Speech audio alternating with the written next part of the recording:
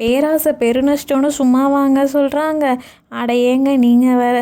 2 நாளைக்கு முன்னாடி இந்த இன்ஸ்டாகிராம் ரீல்ஸில் யூடியூப் ஷார்ட்ஸ் இது ரொம்ப ஃபேமஸாக போயிட்டு இருந்துச்சு. வேக வச்ச முட்டையும் பச்சை முட்டையும் வச்சு ஒரு ஆம்லேட் பண்ணுறது.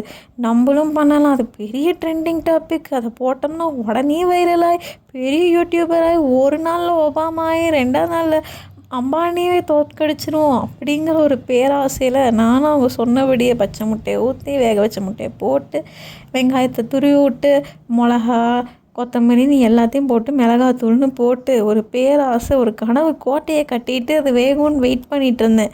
அங்கே தான் கடவுள் வச்சாரு ட்விஸ்ட்டு. என்னங்கிறீங்க, முட்டை வேகவே இல்லை. திருப்பி பார்த்தா உடஞ்சிச்சு. நானும் என்ன தப்பு பண்ணேன்னு தெரில.